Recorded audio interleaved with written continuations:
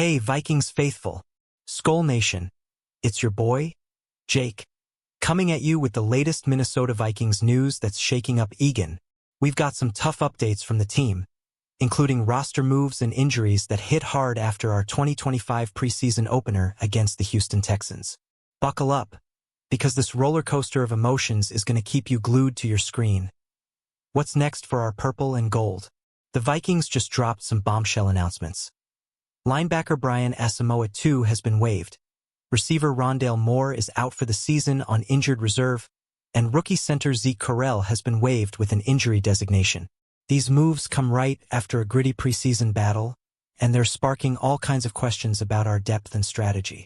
Are we ready to dive into what this means for Minnesota's season? Stick with me as we break down these updates in 15 action-packed scenes, filled with the highs, lows, and everything in between. From Asamoah's departure to Moore's heartbreaking injury, we're unpacking it all with the passion of true Vikings fans. Let's get into it. What do you think these changes mean for our squad? Drop your thoughts in the comments. The Minnesota Vikings are making waves, and not the kind we were hoping for. Skol fans.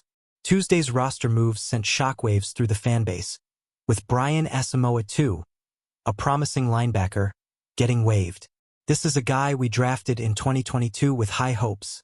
Now he's looking for a new home. Asamoah played just 23 defensive snaps and 6 on special teams in our preseason opener against the Texans. Over his 3 years with Minnesota, he racked up 188 defensive and 802 special teams snaps across 46 games, with 30 tackles, 2 forced fumbles, and 1 recovery. Those are solid numbers for a rotational player, so why let him go? This move raises big questions about our linebacker depth. Are the Vikings confident in their current roster? Or is there a bigger plan in play? Maybe they're eyeing a trade or a new signing. Let me know what you think in the comments. For now, let's wish Asamoah luck and move to the next gut punch. Rondale Moore's season is over before it even started, Vikings fans, and it hurts to say it. Our speedy wide receiver, who joined Minnesota this offseason, went down with a season-ending knee injury in the preseason opener. It happened on a punt return against the Texans, and the replay was tough to watch. Moore fielded the punt cleanly, juked right, and gained just 2 yards before getting tackled hard along the Texans' sideline. Tests confirmed the worst, a knee injury that'll keep him on injured reserve for all of 2025. This is a brutal blow for a guy we were counting on to spark our offense with his speed and versatility. What's even crazier, this injury comes almost exactly a year after Moore suffered another season-ending knee injury with the Falcons in 2024 during a joint practice.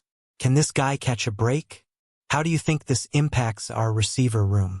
Let's talk about it as we keep digging into this news. Rookie center Zeke Correll is the latest casualty, Skol Nation. The undrafted free agent out of NC State made his pro debut against the Texans, playing 12 offensive snaps before a fractured ankle sidelined him. Now, the Vikings have waived him with an injury designation. What a tough break for the kid.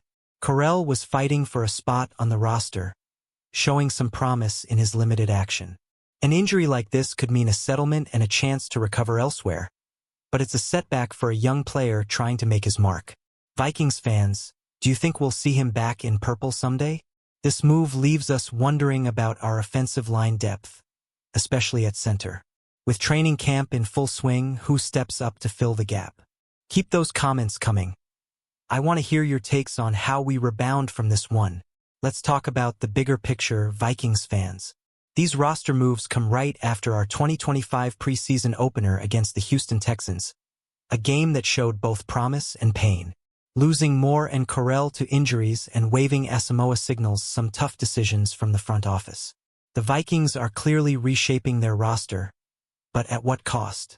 Our depth at linebacker, wide receiver, and offensive line just took a hit, and we're only in the preseason. Are these moves a sign of confidence in our young talent, or are we scrambling to adjust? Head coach Kevin O'Connell has some big calls to make as we head toward the regular season. With J.J. McCarthy slated to play in the preseason opener, per O'Connell's recent comments, the focus is on building around our young core. What's your vibe on this strategy? Hit the comments. Now, let's zoom in on Brian Asamoah II's time with the Vikings. Drafted in the third round of the 2022 NFL Draft at pick 66. This guy brought energy and hustle to our defense and special teams. His 802 special teams snaps over 3 seasons prove he was a workhorse in coverage and kickoff units. His stat line, 30 tackles, 2 forced fumbles, and 1 recovery, shows he could make plays when called upon. But with only 188 defensive snaps in 46 games, it's clear he wasn't a centerpiece in Brian Flores' defensive schemes. Was this a case of scheme fit, or did the Vikings see something we didn't? As fans, we've got to wonder, did the Vikings give up on Asamoah too soon? Could he thrive elsewhere? Let's hear your thoughts. Drop a comment and tell me if you're shocked by this move or saw it coming a mile away. Rondale Moore's injury is a dagger to our offensive plans, Skol fans. This guy was supposed to bring a dynamic element to our receiving core, especially with Jordan Addison facing a 3-game suspension to start the 2025 season. Now we're down another playmaker. Moore's speed and ability to stretch the field were key to our off-season acquisition strategy. Losing him on a routine punt return, after just a 2-yard gain, feels like a cruel twist of fate. How do we replace that explosiveness in our lineup? With Justin Jefferson also dealing with some time on the sidelines during camp, our receiver depth is looking thin. Posts on X are buzzing about the need for a trade to bolster our WR room. What do you think? Should we make a big move? Let's keep this convo going. Zeke Correll's injury is another reminder of how brutal this game can be. The undrafted rookie was grinding to earn a roster spot, and 12 snaps into his NFL career, a fractured ankle derailed his plans. Waiving him with an injury designation means he's likely headed for a settlement, but it's a tough pill to swallow. Coming out of NC State, Correll showed potential as a versatile lineman who could compete for a backup role. His injury leaves our center position vulnerable, especially with the regular season looming. Who do you think steps up to fill this void on the O-line? Vikings fans, let's show some love for Correll in the comments. Send him your best wishes for a speedy recovery, and let me know who you're eyeing as our next man up at center. Skol. Let's take a step back and look at our receiver situation, because it's getting dicey. With Moore out for the year and Addison suspended for the first 3 games, our WR depth is under the microscope. Posts on X are screaming for a trade to bring in a playable wide receiver. Do you agree? Justin Jefferson, our superstar, has been sidelined during camp, though reports suggest he's on track to return soon. Behind him, guys like Jalen Nailor are struggling with drops, and the depth chart looks shaky. How do we navigate this mess before week 1? The front office has some big decisions to make. Should we trust our young guys to step up? Or is it time to hit the trade market? Drop your trade targets in the comments. I'm curious to see who you'd bring to Minnesota. Switching gears, let's talk about the linebacker room post-Asamoah. Brian Flores loves aggressive, versatile defenders, and Asamoah seemed like a fit on paper.